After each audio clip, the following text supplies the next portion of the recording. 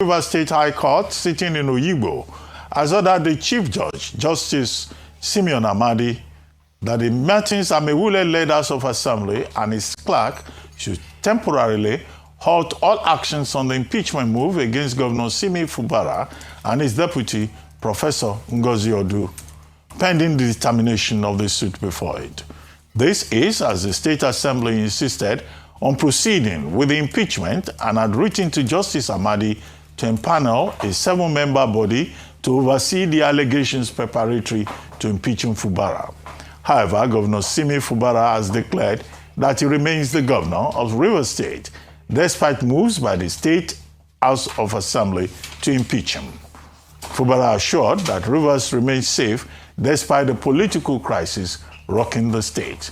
Joining us on this show to discuss the situation in Rivers State around the impeachment proceedings against Governor Fubara is Gospower Egbule, a lawyer. Good morning, Mr. Egbule, and thank you for joining us on the morning show. Good morning, Dr. Abbott. My pleasure being here. Very good. Well, very quickly, let's start with the legal side before we begin to discuss politics. Now, Section 188, Sub 10 of the 1999 Constitution says that, look, the courts cannot inquire into a legislative process. But some others have argued that the legislature is not above the law. It's also governed by the laws of the land, to the extent that where the Constitution prescribes a procedure for impeachment, then, of course, you know, if the House fails to do so, then the court can exercise jurisdiction, which is the argument, you know, with regard to the ruling by the court of Justice Fibirisima. Now, but there were precedents in the past. A most notable one, that of Governor Ayedatiwa in September 2023, when, you know, the court stopped the impeachment process. He was deputy governor at that time. So how do you react to that, this issue about jurisdiction and the constitutionality of the injunction ex parte granted by Justice Fibirisima? The second leg of it is, what do you expect that Justice Amadi, Simeon Amadi, will now do as Chief Judge? Will he set up a panel, or will he say, well, as a chief law officer in the state, he must respect court ruling? Whether it is right or not, the place to go is a higher court. Thank you. Thank you, Dr. Ruben. You see, ours is a constitutional democracy. And in the context of that constitutional democracy, we have what we call separation of powers. And the whole intent of separation of powers is that you're going to have checks and balances, one arm of government checking the other arm of government. I would 4, 5, 6. Yes. And within the context of what we're having in Rivers State, is that you have the House of Assembly that is now checking the exercise of the executive. First, the Constitution in Section 1 says that the Constitution is supreme, and this provision shall have binding force on all persons and authority. Then you go to Section 1 sub 3. It says, if any other law, including acts of any executive arm or any person, is inconsistent with the provisions of the Constitution, that other law is null and void to the extent of its inconsistency. Now, if you place this side by side with Section 108 sub 10, which ousted the jurisdiction of a court to entertain any matter with respect to legislative proceedings on impeachment, it brings to fore just one question. What happens when a court order is clearly against the provisions of a constitution? Because Section 1 sub 3 now says every other action, including laws that are inconsistent with the provisions of a constitution, is null and void. So the other question is, what would the CJ do? For me, I think as a constitutional lawyer, all eyes are now on the CJ. First, impeachment proceedings is not just within the confines of the House of Assembly. You have two arms of government involved in that impeachment proceedings. You have the House of Assembly and you have the judiciary. The House of Assembly, to the best of my knowledge, have followed the provisions of a law in terms of this impeachment proceedings. Now the bulk now stops with the CJ. The question that we must now ask is, in the light of constitutional provisions that arms the jurisdiction of courts to entertain matters of this nature, even the Court of Appeal had said in Baribe against the Abia Abia State House of Assembly, that no court has the jurisdiction to entertain a matter of this nature. And in that matter, let me say what happened. Ina Abaribe quickly rushed to court when they served him a notice of impeachment. And the court said, we don't have jurisdiction at this point. He went to the Court of Appeal. Court of Appeal affirmed it. The truth is, if we choose to operate by the provisions of our Constitution, what that court order has done is that the court order is a clear, flagrant disobedience of the provisions of the Constitution. No, that's why I started precedents for you. Yes. I started the case of Deputy Governor Lucky Ayeditoa, yes, as he then was, yes, September 2023, right? Yes. The court stopped the impeachment process. It was the House of Assembly that wanted to impeach him. Then there's also the case of Ladoja, right? The Ladoja case, which was also about procedure. Now, so are you saying that Governor Fubara does not have, the right, or Professor Odu, to seek constitutional self-preservation? Because if the procedure is being violated, as the court is saying in its grant of the ex parte injunction, which is not a vacation of impeachment, it's a temporary order, yes, and that's why the court has said we adjourn till January 23. It can only delay. It does not mean that the court of Justice Fibirisima has, by that fact, usurped the powers of the House of Assembly. Dr. Abati, let me say this quickly. Yes. Every court case is determined on its own merit. I know that of Ladoja's case. Ladoja's case did not in any way, Ladoja didn't go to court prior to the conclusion of his impeachment proceedings.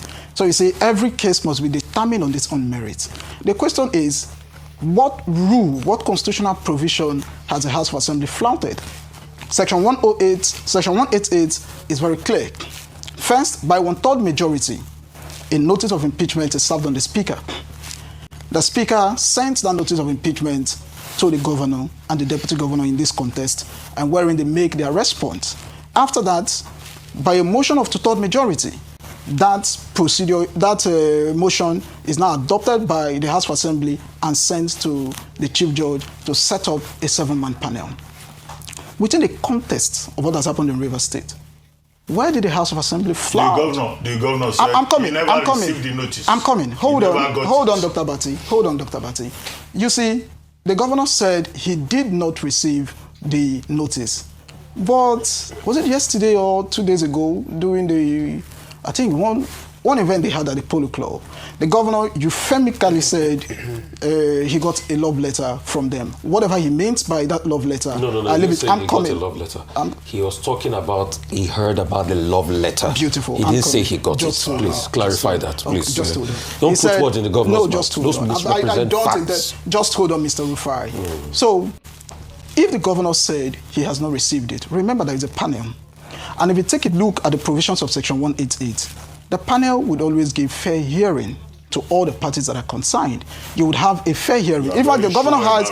Yeah, the governor... Take a look at what Section 188 said. The governor even has a right to be represented by a legal practitioner of his choice. But in any case, at this point, it will be too hasty for anybody to rush to court. And the reason is very simple. You see, the 3 arms of government are circumscribed by the provisions of the Constitution. And that's why those of us who are constitutional lawyers and public affairs analysts to tell you, they find that... lawyer is a constitutional lawyer. Beautiful. Because that's your basic instrument. Beautiful, just hold on.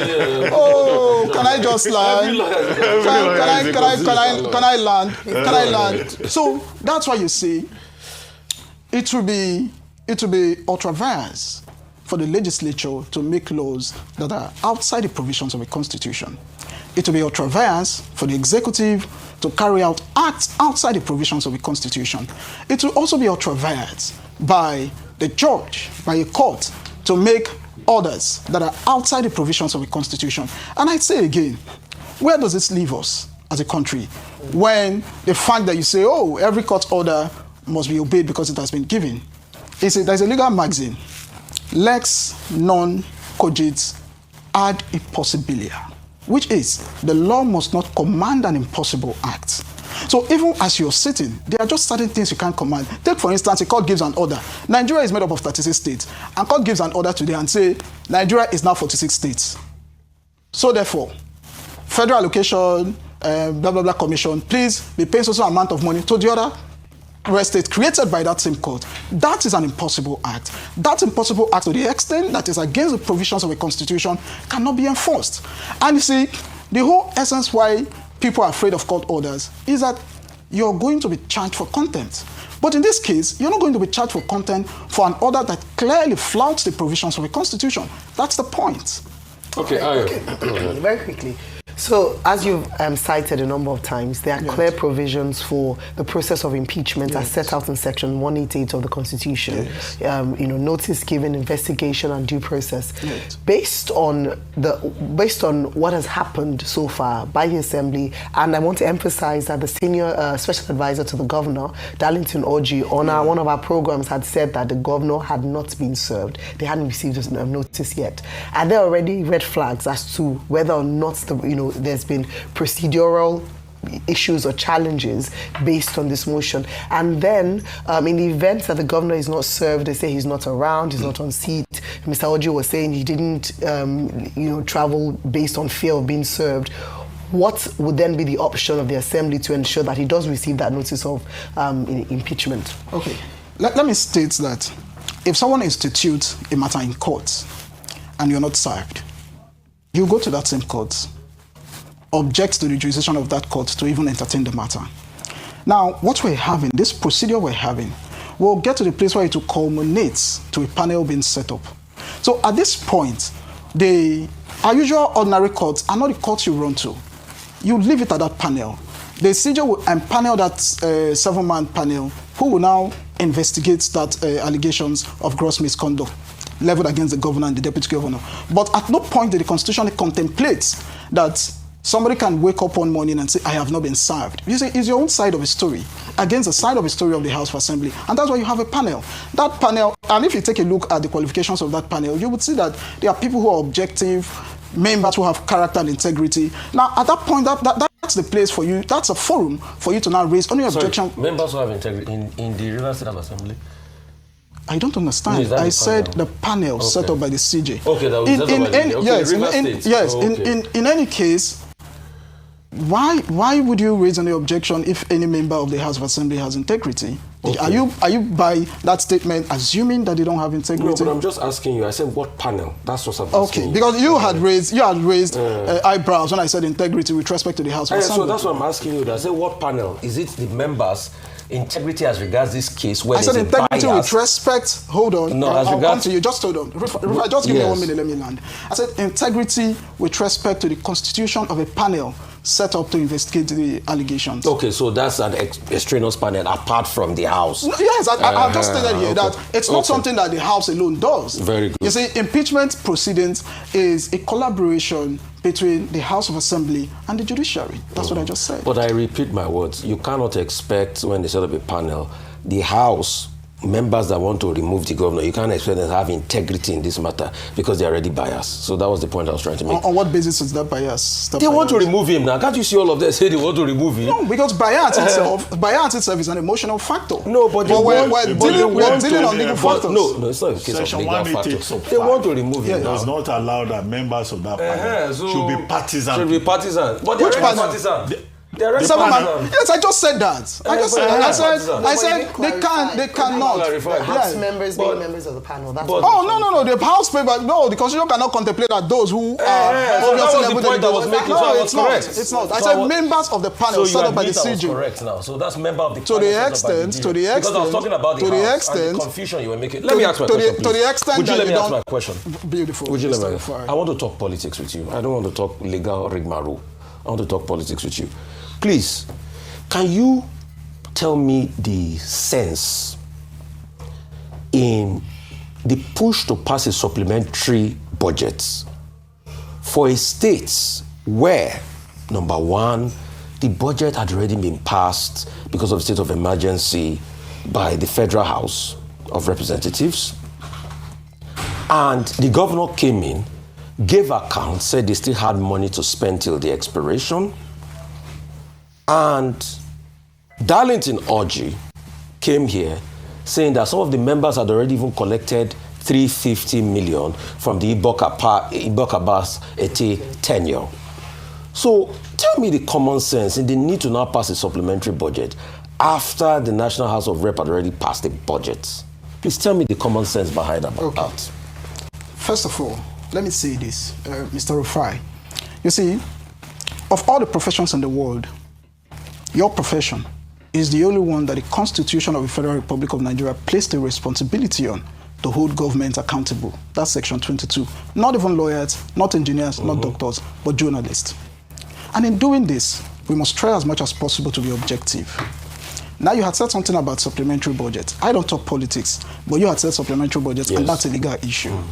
I have seen and I've read the notice of impeachment and the grounds served on the governor and the deputy governor. Quite unfortunate, I didn't see anywhere where the House of Assembly mentioned supplementary budget. And you see, as a journalist, we must try as much. I'm not here to educate you. We must try as much as possible because we have a majority. People come here and give lectures. But you give a right of reply. Dr. Abate, just hold on. See, the reason why I don't want to give you a right of reply because you're going to steal into my time. So let me go straight to the point. Give you a right of reply. Let me go straight into the point. We have a populace of people where you have people driven by emotions and those driven by reason. And so when you have a majority of people that are driven by emotions, the tendency is that whatever thing you churn out, they will just drive with it. And somebody will just come and tell you, oh, they want to impeach the governor. He has not brought 2026 budget. They want to impeach the governor because he has not brought supplementary budget. They want to impeach the governor, because they are loyal to the FCT minister. All of those things are emotional issues. So you cannot talk about impeachment except to look at the grounds. Because Section 188 says you cannot just come up and say you want to impeach a governor because he didn't greet you. You cannot say you want to impeach a governor because he ate gari in the morning while he was supposed to eat maybe rice. The Constitution says you must have grounds. The question we should be asking ourselves. No, have the same Constitution, 188 sub 11, says gross misconduct is in the opinion of the lawmakers. So they can say he didn't. No. But you will not find out in the. No, you will not find out in the grounds. The grounds of particular constituting, hold on, Mr. Rufai. The grounds constituting that gross misconduct is what you will now look at. If they now come up and say, you didn't greet us in the morning, it will be in the grounds. I am saying that in the notice of impeachment served on the governor and the deputy governor, there is nowhere allusion is made with respect to what Mr. Rufai has said, with respect to supplementary budget. None is in that place. So what we now have is that we have a lot of fabricated stories in the public space that has nothing to do with the reason why the House of Assembly wants to impeach the governor. Can I reply? Yes. So with due respect, you are not a journalist, and I'm going to teach you my job after doing many years in this. Mr. Rufai, can we No. Let me reply. Please. No, if you go straight to the point, you're eating my time. Please. You're going to eat my time. I didn't educate you. I just answered your question. Would you let me speak? I answered your question. You will let me speak, please. Mr. Rufai, all right. So you cannot educate me about my job because this is what I do for a living. And in case you do not know, as a journalist, we amplify all sides, including what might be sentiments to you. Because what might be what might be sentiments to you and fabricated sides to you is a point of view of the other party. This point of view I talked about, the supplementary budget, was a point of view enunciated by the other side. Is it what you would look at or what the House of Assembly has done? I had thought that if you want to question the actions of the House of Assembly, you're going to question it on the basis of that notice of impeachment. Secondly, you have no right to teach me the kind of questioning. All I just asked you, if you heard me properly, was that in what sense in the world that does it make for a supplementary budget issue after a budget has been passed? But I was thinking that question that question was not contextual. It's not in the context of what we're having. So in what sense in the world was a supplementary budget needed after a main budget had been passed? Did the House of Assembly ask for supplementary budget? That was the question I asked you. And it was a general overarching question based on what was said by Darlington. So what you will have just done, rather than rigmaroling and try to educate me on my job, because I've also given you the angle that it was Darlington that asked that question and that said that part, was you will have just answered and said, That's it. It's not part of the budget. It's not bone of contention. And that's why I told you I want to talk politics. When you talk politics, context is quite broad. So in case you want to teach us our job, all right? So moving forward, since you said, as we speak, oh, it's not a ground for impeachment and all of that, then the next question I want to ask you is, what is the substance to this impeachment matter? Okay. And what's the logical sense behind it? Okay. Well, if you talk about the substance and the logical sense about it, if the law has provided for grounds upon which an impeachment can be carried out by the House of Assembly, it may not be logical to you, but so far the grounds. Go ahead. So far the grounds are there. Don't waste your own time. Really, No. Go ahead. Don't waste your time. I have Go said ahead. here before that I have seen the grounds of impeachment served on the governor So you and don't the know deputy the grounds. governor. You have to read it out? Okay, you want to read it out? You don't. I don't want to make it. We have These to- are Okay, go ahead. documentary. Okay, we go ahead. have. Go ahead. There are seven grounds. Okay. There are seven grounds. Number one, if you take a look at the ground one, is reckless and unconstitutional expenditure of public funds, contrary to section 120, 121, and 122 of the Constitution of the Federal Republic of Nigeria. If you take a look at ground two is misappropriation of public funds, contrary to the 1999 Constitution of the Federal Republic of Nigeria. If you take a look at ground three, hindering or obstructing the Rivers State House of Assembly, which is another arm of government protected by the Constitution of the Federal Republic of Nigeria as amended, from performing her constitutional roles. If you take a look at ground four, conniving and supporting the illegal appointment of persons to occupy offices, positions in the Rivers State government without allowing for the requirement of screening and confirmation as prescribed by the Constitution of the Rivers State House of Assembly. I've said 8 grounds. All of these grounds, unfortunately... Can I also ask you, recalcitrant disobedience to agreement, including those including President Tinubu post-emergency rules, is that also part of the ground? Where is that ground? Are these other part of the thing? They are not Failure part of the to grounds. present, yeah. These are not part of the grounds. Yeah. This, that you just mentioned So now. they are not part of the grounds. They are not part of the grounds for which the House of Assembly Okay, wants so to it is impeach. only all of these grounds. I've that said the House of 8 Assembly grounds. 8 wants grounds. to include. Unfortunately, I haven't seen. I didn't see any political reason for those for the impeachment. Okay. So this thing you have now may just be what a lot of people have in the media, fabricated tales. Okay, thank you very much for joining us. Thank you, Dr. Well, Albert. it's an interesting